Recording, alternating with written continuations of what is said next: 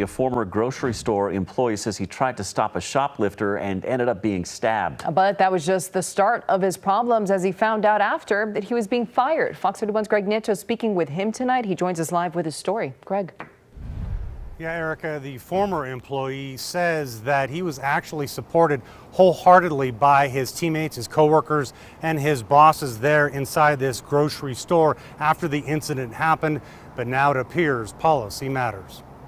We were known as Starsky and Hutch and one of the other fellow employees in there. Former Walmart front-end associate John Zaleski says for 10 months and 1 day, he and a workmate were known for their ability to spot shoplifters, much like the fictitious TV cops from the 70s. And some of the excuses were just amazing. But it was back on the 11th of this month. The 68-year-old says he went a step further after spotting a woman allegedly shoplifting inside the Walmart in the 16,000 block of East Smoky Hill Road. For the first time, I decided to chase somebody outside the store. After initially questioning the woman inside the neighborhood store, he follows her and her purse into the parking lot and straight to the suspect's silver early 2000s Toyota sedan, as briefly seen in these surveillance photos. Zaleski adds that's when he spotted a second male individual on the passenger side.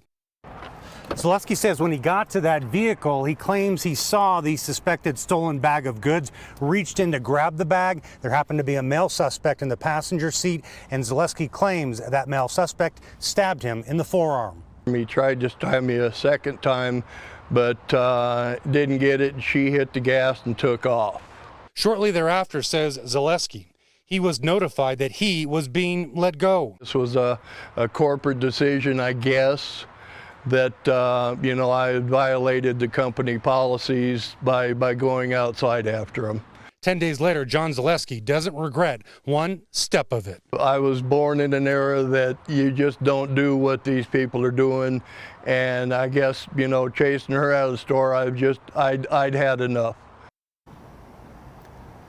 Sheriff deputies continue to look for these two individuals. Again, one of those surveillance photos are looking for at least a female with purple hair in addition to a male individual.